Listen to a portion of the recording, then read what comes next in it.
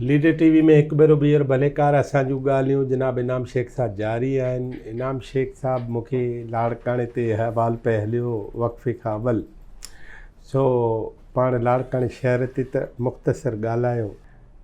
उतां कुन जे हवाले सां मूंखे हिकिड़ो सुवाल पोइ वरी ॿियूं ॻाल्हियूं था कयूं। हाणे माण्हू पाण में वेहनि था,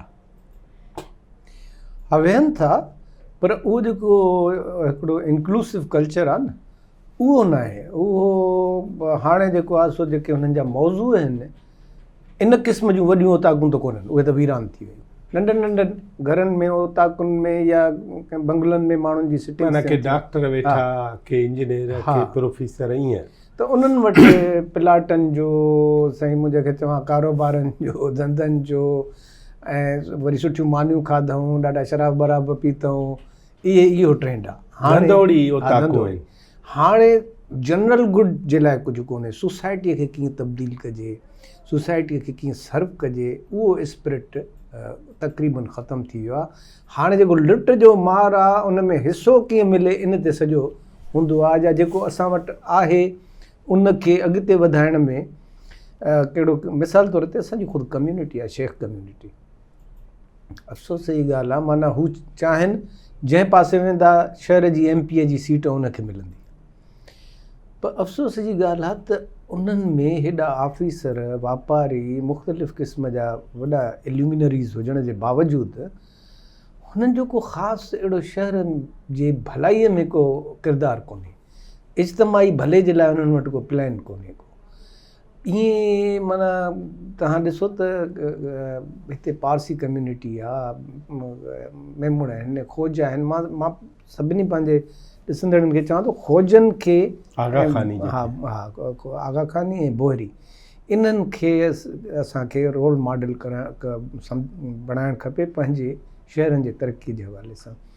हाणे असांजो उहे बहस ई ख़तमु थी विया। मूंखे ॿुधायो, मूंखे अॼु मुंहिंजी उमिरि आहे 62 साल, मूंखे 12 सालनि जी उमिरि में 50 साल अवल जेको मां पढ़ियो उहो अॼु बि मूंखे यादि आहे। अंगोला में कादीअ जो हंधि लुआंडा आहे, उते अगस्तो नीतो जेको आहे हुनजो प्रेसिडेंट आहे, उनजा मुखालिफ़ होल्डन रॉबर्टो ऐं स्वाम्बी वारा आहिनि। MPLA छा आहे, FNLA छा आहे। लाड़काणे जे ख़ैरशाह बुखारी स्कूल जे पढ़ियल ॿार जो कहिड़ो तालुक़ु आहे लुआंडा सां?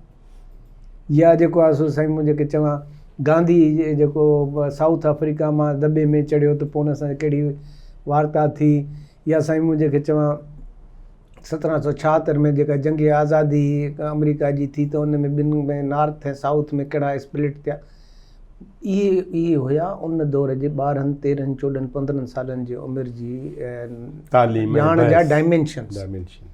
हाणे जेका यंग जनरेशन आहे, they are more fluent in English than me, their pronunciation is fine. उन्हनि जो दिमाग़ में हिकिड़ो जेको कोर्स खां हटी करे या पंहिंजे कैरियर खां हटी करे केतिरो इल्मु आहे, उहो क्वेश्चन आहे। ऐं उन मजमूई इल्म खे इज्तमाही भले जे लाइ कीअं कतबु आणो आहे, इहो क्वेश्चन आहे। इहो न सिर्फ़ु लाड़काणे जो पर सॼी असांजे सिंधी सोसाइटी जो बि आहे। हाणे अचूं था तव्हांजे घर ते। वालिद साहिबु साईं मुंहिंजो तमामु हिकिड़ो हसीन माण्हू, असां टिनी भाइरनि खां वधीक सुहिणो। नालो? गुल मोहम्मद शेख। लाड़काणे जे वापारनि में हिकिड़ो मशहूरु नालो हो, ऐं वॾो शौक़ीन मिज़ाज बि हो।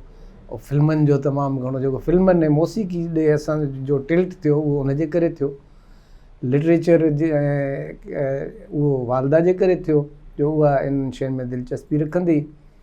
मुंहिंजे वालिद साहिब खे जेके 1935-37 में घड़ियूं पातल आहिनि, जेके हुनजा फ़ोटोज़ आहिनि, या जेके हुनजा एक्टिविटीज़ आहिनि, और दिलचस्प ॻाल्हि मां तव्हां सां शेयर कयां। मां जॾहिं नंढो ॿार हूंदो हुउसि त मुंहिंजी वालदा जेका आहे उहा थोरी रिलीजियस बि हुई। पोइ जुमे ॾींहुं मोकल हूंदी हुई त मुंहिंजो पीउ मूंखे अखि हणंदो त हाणे मानी खाधी आहे, तूं ॿाहिरि हली घिटीअ में बीह, पोइ पाण टांगे में हलूं था सिनेमा ते हली फिल्म मेटनी शो था ॾिसूं। पोइ साईं असां अखि तिरकाए हलिया वेंदा हुआसीं। मुंहिंजी वालदा कलाक खां पोइ हुनखे ख़बर पवंदी त घर में कोन्हनि। पोइ हुनखे कैमाफ्लाज करण जे लाइ वरी मुंहिंजो पीउ फिल्म खां पोइ मुंहिंजे चाचे जे घर ते चांहि पीअंदो हो, जीअं वारदात रहे ऐं ख़बर हुजे त मां कंहिंजे घर उहो फिल्मनि जो मौसीक़ीअ जो बाद में जॾहिं VCR आई असां फिल्मूं हलाईंदा हुआसीं त हीअं ॻोढ़ा बि बहंदा हुआ पुराणा गाना ॾिसी ऐं अनमोल घड़ी फिल्म जा ऐं आवारा जा इन जा त ऐं ॿियो वॾो हिमत वारो माण्हू हो उन असांजे पुटनि जे करे तमामु घणियूं तकलीफ़ूं ॾिठियूं माना थाणनि खां वठी यानी फ़रार हुजण ताईं वारंट ॿिया मुख़्तलिफ़ शयूं उहे उन्हनि हुन ते तमामु घणो नेगेटिव असरु विधो पर मुंहिंजो वालिद साहब जे लाइ इहो मशहूरु हो त हाजी साहब उस 1956 में सॼे ओड़े पाड़े मिटनि माइटनि खे वञी हज कराए आयो 1956 पाकिस्तान खां केतिरा साल वरी 1900 तॾहिं बहरी जहाज़नि ते वेंदा। हे पंधु हा पंधु माना जेको हा ख़ुश्कीअ जे ज़रिए हितां खां कोयटा खां इराक ईरान खां इराक ऐं उन में तव्हांखे इहो बि ॿुधायां त मुंहिंजो भाउ अमान लाइ शेख इहो ख़ुदि हाजी आहे नंढपण जो। अच्छा उहो बि नंढो ॿारु हो ऐं मुंहिंजी भेण फातिमा उहा बि ॿई हज करे आया हुआ। सो वरी साईं 66 में वालिद साहब जी तालीम छा आहे? तालीम त हुनजी हुई मिडिल ताईं। अम्मा जो नालो छा आहे? अशरफ ख़ातून। ऐं उनजी तालीम बि 6-7 दर्जा आई पर मां चवां थो त उन में उनखे जेका हिकु त ॿोलीअ ते कमांड हुई हुनजो पंहिंजो डिक्शन हो। मां मिसाल हिकिड़ो तव्हांखे ॾियां थो त हिकिड़ी दफ़े मां तर्जुमो पियो कयां त उते लफ़्ज़ अची वियो डिस्टर्ब। हाणे डिस्टर्ब त एॾो इस्तेमालु थी वियो आहे जो असांखे हुनजो अल्टरनेट सिंधीअ में लिखूं डिस्टर्ब था लिखूं त मां हुनखे सम्झायो त मां जेकॾहिं माण्हू ईअं हुजे को कंहिं कम में मसरूफ़ हुजे को माण्हू बार बार अचे उन में मुदाख़लत करे त इनखे छा चइबो सिंधीअ जो प्रॉपर लफ़्ज़ छा चइबो चई टुंबको जो माण्हू वेठो अचे ॿियो अचे डिस्टर्ब करे थो उनखे टुंबको चइबो त उहो पंहिंजा कंपाउंड वर्ड ठाहींदी हुई नवां वर्ड्स ठाहींदी हुई नवां मिसाल ॿिनि माण्हुनि खे मां सिंधी ॿोलीअ जे पहाकनि इस्तारनि मिसालनि में कमांड ॾिठी। हिकिड़ो अली अहमद ब्रोही साहब कमाल जो माण्हू हो छा हुनजी मेमोरी ही ॻाल्हि ॻाल्हि ते मिसाल ॾींदो ॻाल्हि ते लतीफ़ो ॿुधाईंदो ॻाल्हि ते हवालो ॾींदो। ॿी मुंहिंजी वालदा त हुनजी जेका ॿोली हुई न उहा एॾी शुद्ध साफ़ सिंधी हुई जो मां अॼु बि तसवुरु कयां थो जॾहिं उहा गुज़ारे वई त मां थोरो सोशल मीडिया ते हुन ते हिकिड़ो पीस लिखियो त मां उन ते इहो लिखियो त मुंहिंजे वालदा सां ॿिया त मुंहिंजी त वालदा त हुई ॿिया बि नुक़सान खोड़ थिया पर जेको आहे सो वॾो नुक़सानु इहो थियो त इन सां गॾोगॾु सिंधी ॿोलीअ जो हिकिड़ो डिक्शन ख़तमु थी वियो त उनजो असरु असां ते ॿोलीअ जे हिसाब सां पढ़ाई जे ॿियो मुंहिंजे वॾे भाउ जी ज़बरदस्त लाइब्रेरी माना उन दौर में बि हज़ारे किताब उहा असांखे हिकिड़ी फ्री एडवांटेज हुई किताब पढ़ण जी डिस्कस करण जी। रवैयो छा रहियो अमानुल्लाह जो तव्हां सां? रवैयो सख़्तीअ वारो हूंदो हो उहो फ्रैंक न हूंदो इहो असांजो ख़ानदानी फॉल्ट आहे। अच्छा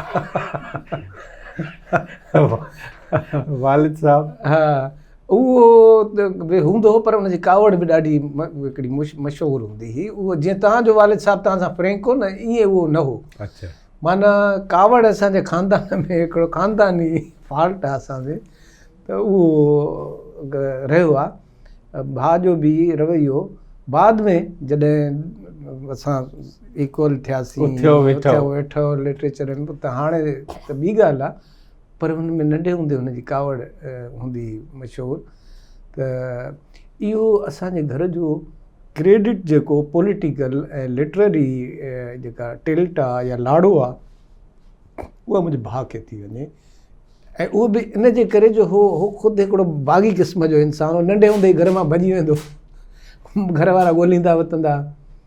दिलचस्प ॻाल्हि थो ॿुधायां त 70s में जेको आहे सो मुंहिंजो भाउ जेको आहे तर्जुमान हो साईं GM सैदे जो उहो साल पूरो गुम हो घर वारनि खे ख़बर बि कोन्हे शादीशुदा बि हुयो।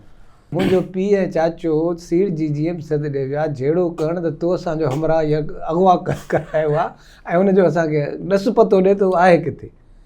सो हुनजो ॿुधो त मुंहिंजा माइट आहिनि सो उतां बि रफू चकर थी वियो त इहो असांजे घर में मुंहिंजा नानाणा जेके आहिनि उहे घणा पढ़ियल लिखियल आहे, उन्हनि जो असां ते इन्फ्लुएंस हो ऐं तंहिंजे करे असांजो मुंड खां ई एॾां लाड़ो थियो। पर हिकिड़ी ॻाल्हि आहे त असांजो घरु वॾो हो, उन में याने अंगण त एॾो वॾो हो जो सियारे में असां उते हाजत पूरी करण जे बजाए उते खट ते ई सुता पिया हूंदा हुआसीं। केरु एॾो अंगण क्रॉस करे वञी, कुंड में हिकिड़ो हूंदो हो टॉयलेट, त पर उन में शाम जो छिनकार थींदो हो, खटूं विछाइजी वेंदियूं हुयूं। पोइ मुंहिंजो नानो या ॿिया जेके असांजे मिटनि माइटनि में पढ़ियल लिखियल आहे, उहे अची कचहरी कंदा हुआ रोज़ाना, ऐं उहे ज़िंदगीअ खे डिस्कस कंदा हुआ, मुख़्तलिफ़ ख़्यालनि खे, कम्यूनिटीज़ खे। उहो बि असांजे घर में हिकिड़ो हुयो। ऐं असांजो घरु हिकिड़ो माना जीअं खटुओ वारो खारांडो आहे न, मां उते हर दौर में हिकिड़ो ॿ इज़ाफ़ी माण्हू महिमान रहिया पिया हूंदा। पोइ उहो असांजा के घर मिटनि माइटनि मां तड़ियल माण्हू हुजनि, के भाॻेला हुजनि, के अणसुधरियल हुजनि, पोइ उहे को न को असांजे उताक में या घर में रहियो पियो हूंदो। असां चिड़ंदा बि हुआसीं, पर इहो हुयो।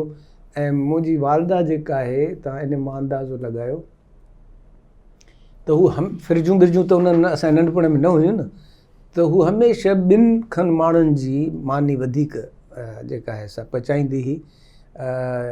जो अलाह साईं जी मानी खां सवा, अलाह साईं जी मानी खां सवा त महिमान ओचितो अची थो वञे त पोइ तव्हां छा कंदव।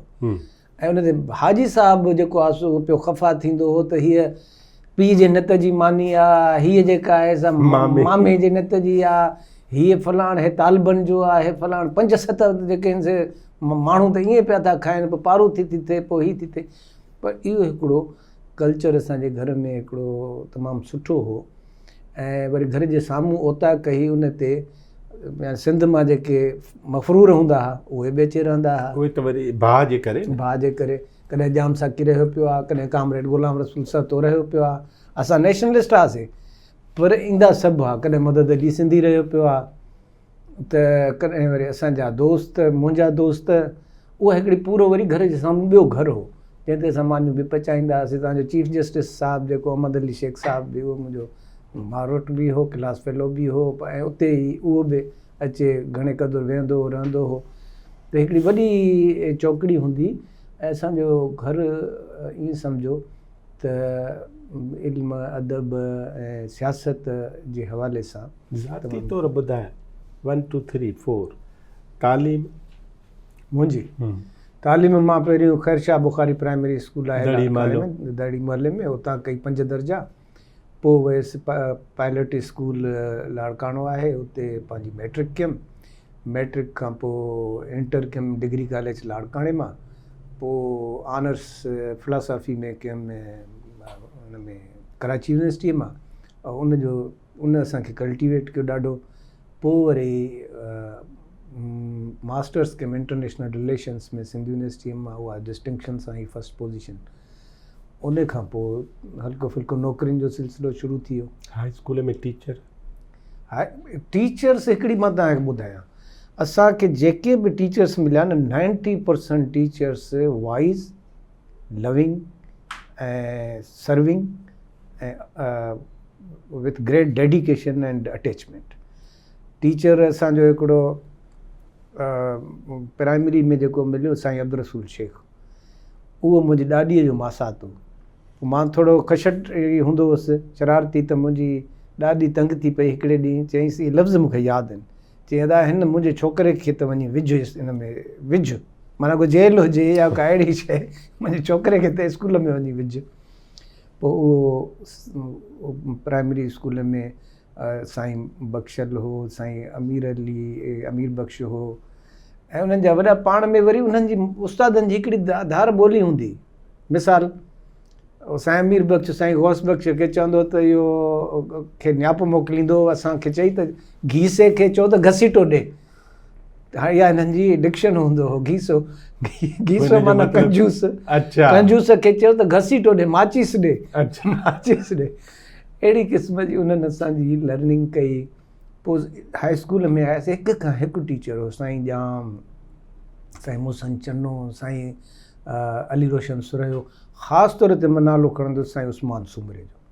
जंहिं असांजी हैंड राइटिंग ते, जंहिं असांजी अंग्रेज़ी ग्रामर ते, असांजी प्रोनंसिएशन ते हिकु हिकु शइ ते महिनत कई।